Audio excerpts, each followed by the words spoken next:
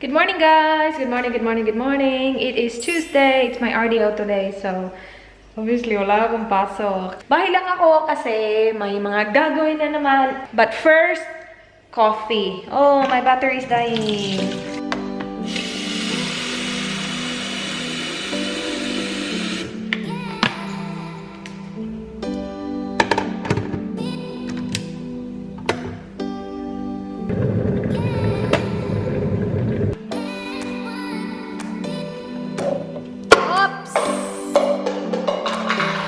Fail.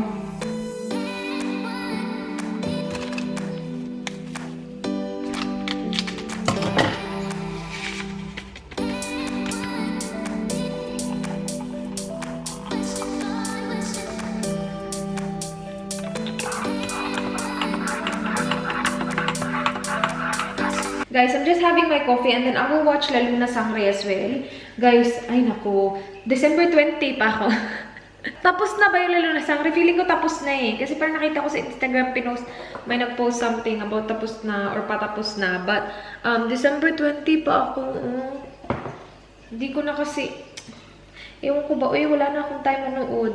Kasi meron na kaming pinapanood din. Nakakanood lang ako ng isang show, guys. And ngayon, yung pinapanood namin yung Married at First Sight. Hindi ko kaya manood ng marami kasi, wait, parang napanood ko na to December 20. Okay, December 21 pala ako. 10:30 na. Aga pa, 10:30. Pero okay lang. Ito yung lulutuin ko. Luto na to. Asian meatballs with rice. Actually, kasama to sa Light and Easy ni Dan. Ima-microwave lang siya, guys. Place on microwavable plate. Peel lid slightly to vent. So, ayan. Slightly lang naman. Heat on high for 4 minutes. Masarap siya tingnan, oh.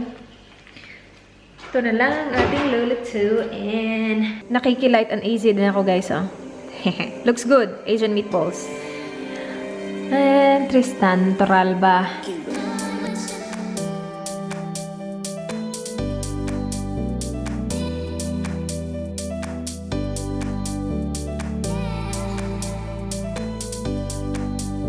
Lilinisin ko yung aking mirror, guys, kasi, wait, i-post na muna natin si Malia. Nag-iingay si Malia. Ano ba yun, oy? Yung salamin, guys, sobrang dumi. I'm not sure. Yeah, makikita niyo siya. Kasi every time na ginagawa ko yung buhok ko, tapos mayroon akong sinispray sa buhok ko, pumupunta din siya, nasispray din siya sa sa salamin. Kaya, tsaka na niya. Kapag nagtitake ako ng mirror selfie, wala na, tsaka na. So, lilinisin ko lang siya. I will be using the spray and wipe, yung para sa glass. Anti-streak, anti-fog, anti-scratch. So, yan lang. Isa-spray ko lang siya dito and then, wait, kailangan ko ng floor.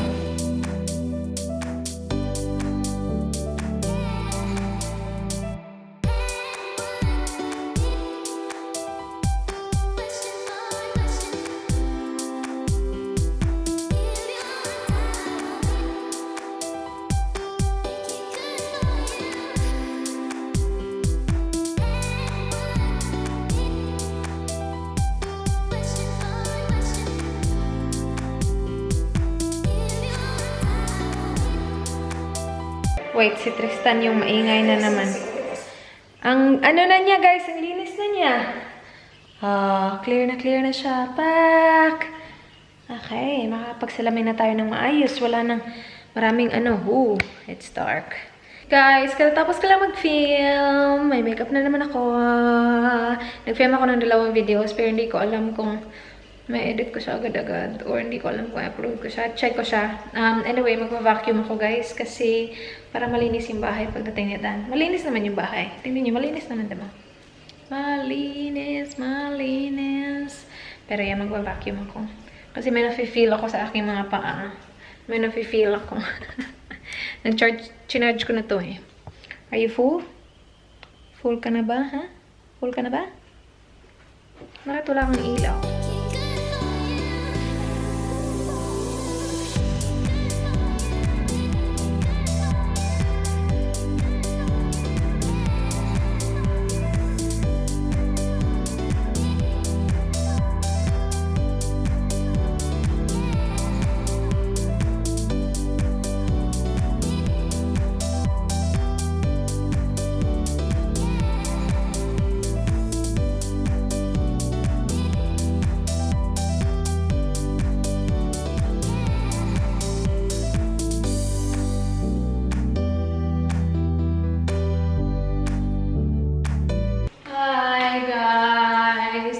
nakakapagod na. Pagod na ako. Kasalanan ko din to eh. Pwede naman ako mag-relax. Sabi nga na, Dan, mag-relax ka, day off mo. Eh, hindi ko kaya na walang ginagawa. Tapos ngayon, I'm exhausted. Ay, hindi ko naman kailangan gawin to lahat. Especially nga na, like, you know, day off, supposedly, magre-relax ka lang. Ayoko kasi nagtitake ng naps. Unless, as in, sobrang pagod na talaga ako. So, hindi ako nag-nap. Kasi ayoko na matagal makatulog sa gabi. But so far, very productive yung araw natin. Naka-film ako ng 2 videos. And then I will do my best to edit one. Kapag kasi ako nakaupo lang na walang ginagawa, parang feeling ko, sinasayang ko yung araw. Ewan ko ba? Hindi naman ako ganito noon. Ewan ko eh. Magluluto ako mamayang gabi ng pinakbet. Good luck talaga sa pinakbet na yan. Yeah, malapit na ma-transfer yung files, guys. So, mag-edit ako ng video. Magre-relax daw, pero mag-edit ng video. Okay, edit ako, guys. Darating na si Dan, maybe like an hour and a half. So, malinis na yung bahay. Oh my gosh, kailangan ko pa pala tupiin yung mga Okay lang, konti lang naman yun. Kailangan ko pang tupiin kasi magluluntry ako mamaya. Ay, konting-konti lang to. Kayang-kaya to. Malaki siya, pero konti lang. Kasi nilabhan ko yung mga bedsheets. Pero, kayang-kaya! Kayang-kaya! Yung mga ganito, yung hindi sidan yung pinapagawa ko. Kasi naiinis ako kapag hindi niya natutupi ng maayos.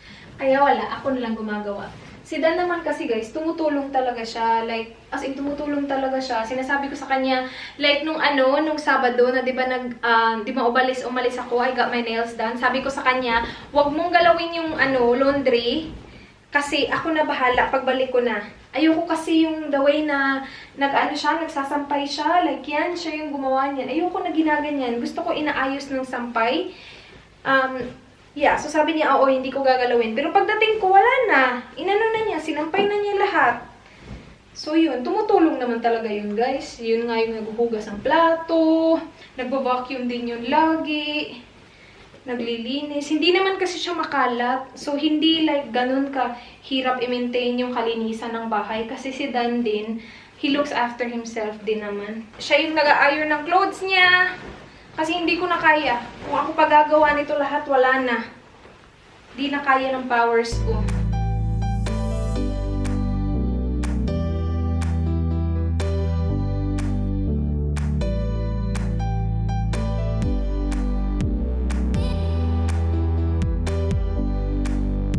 Hi guys! Magluluto ako ng pinakbet. Actually, hindi pa. Mamaya pa.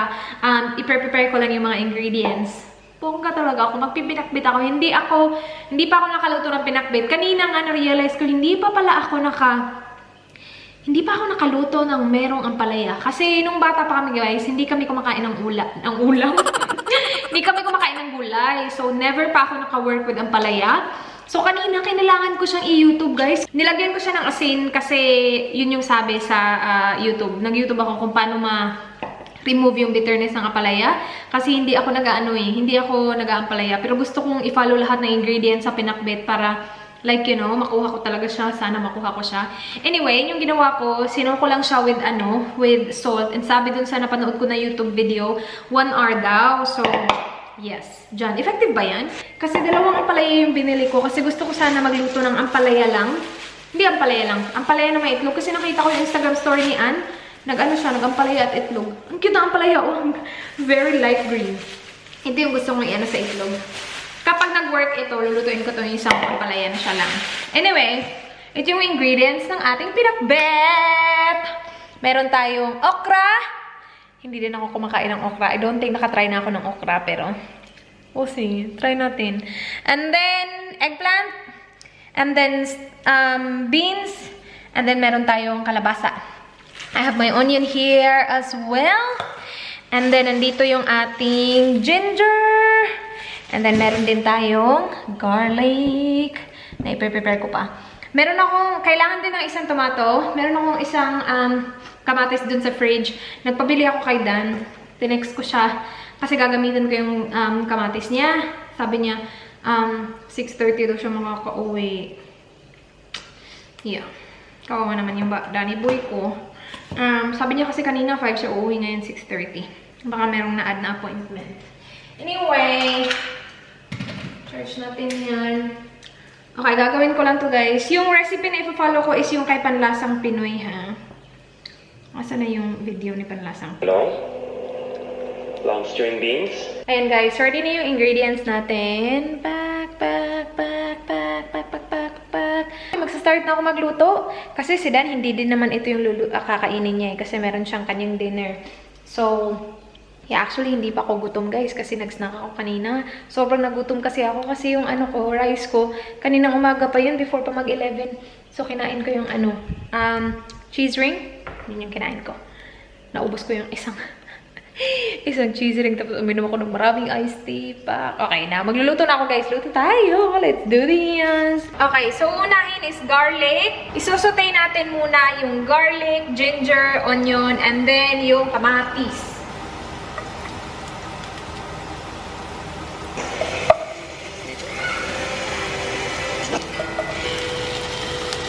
Okay guys, pork na tayo.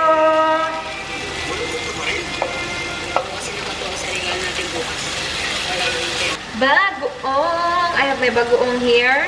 Sabi sa Panlasang Pinoy, 4 tablespoon. Dami no? 4 tablespoon? Wait sa ha. Ang dami no, 4 tablespoon. Pero parang ito ata yung pinakalasa niya eh. Wala, ang bango ah.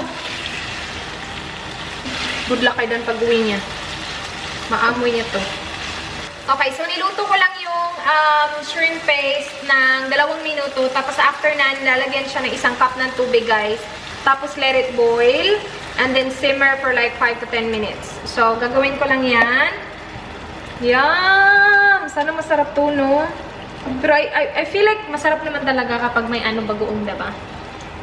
But yeah, I'm just watching my Lalo na Sangre. Nasa na ako guys, January 4 na ako naglalo na sangre. Yung kulay niya ganyan, pero hindi siya ganun orange. Ano lang kasi may ilaw, yellow. Alright guys, malambot na yung pork. Pasensya na maingay si Randy Santiago. Lalagay ko na yung kalabasa. And hihintayin na lumambot ng slight yung kalabasa. Siguro mga 5 to 7 minutes. Okay guys, ito na yung last. Ito na yung lahat ng gulay. So, yung beans, talong, at saka yung ating ampalaya na medyo sagi kasi sinoko siya sa diba? Asin. Tapos, inano ko din siya piniga. So, yeah. But sana successful! Hala guys, in fairness naman talaga sa kanya guys. Hindi ko pa siya natitikman pero kamukha siya nung mga binibili ko lang sa karinderya. Ako na talaga guys. Sana masarap siya, no? Kasi masarap siya tingnan. Pero yeah, yan na yung last. Hihintayin ko na lang na maluto yung... Actually, luto na naman yung mga gulay. Pero hintayin ko na lang na tama na yung consistency niya. Yung consistency na gusto ko sa gulay. Yung hindi masyadong, hindi masyadong malutong. So yeah, lulutuin pa siya more. And sabi dun sa... recipe as well, na lagyan ng pepper at saka salt. Guys, wait, ito. Guys, natikman ko yung pork and ang sarap niya. Naloka ako. Masarap siya guys. Spicy pala tong bagoong ko. And na-surprise naman ako. Wait, I'm so proud of myself. Wait, tingnan natin. I-taste ko lahat ng gulay. Naka-off na tong apoy. Wala na tong apoy. Yum. Spicy pinakbit guys. Nakalimutan ko. Spicy pala yung aking bagoong. Hindi kakain ito si Dan pero ipapatry ko sa kanya mamaya. Kahit lang gulay. I'm not sure if he will like this though kasi merong what do you call that? What's that? Merong bagoong. Ako lang mag-isa kakain ito guys. So I will have this. Ito malaki siya I'll have this for lunch tomorrow. Ano ba yung amoy ng... Over ba yung amoy ng bagoong? Babaunin ko to bukas. Okay na yung Okay na yung talong. Yung okra, hindi pa ako nakakain ng okra. Kainin natin.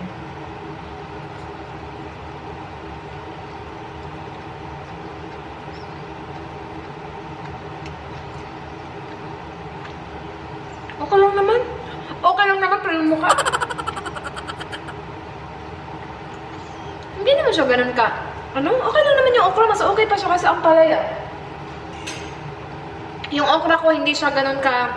Slimy pa rin siya, pero yung skin niya, merong crunch, which is good. Oh my gosh, I'm so proud! Instagram story ko to. Hello.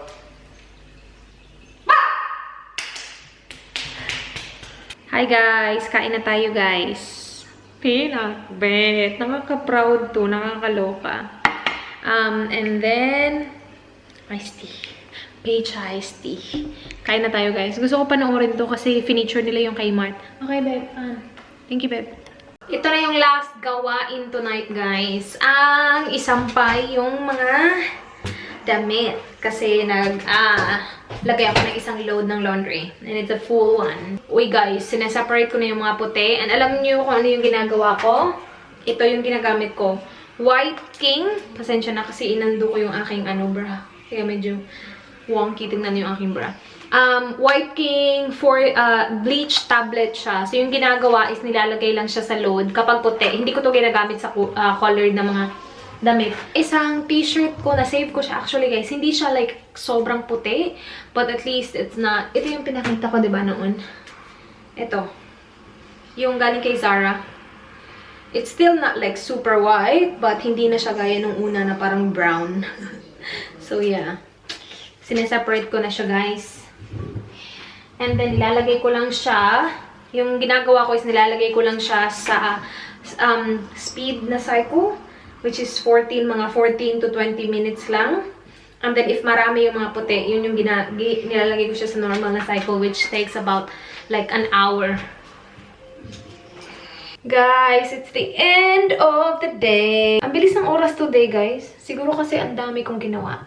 But, productive naman siya. So, yes. I love it when, matutulog ako na sobrang dami kong nagawa during the day. Sinabi ko ba sa inyo kanina kung ano yung film ko? I filmed the mixing all my foundations. So, ito yung foundation after na na-mix lahat. And then,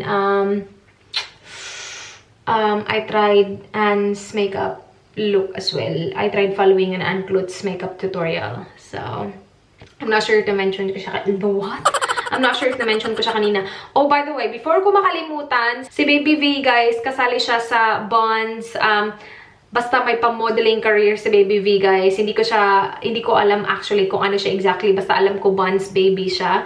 Na parang kapag nanalo siya, I think magiging model siya ng Bonds. O, diba, bongga? Ililive ko yung link ng kung saan kayo makaka-vote below. Kung gusto nyo lang naman mag-vote, guys, please supportan natin si Baby V para sa kanyang modeling career.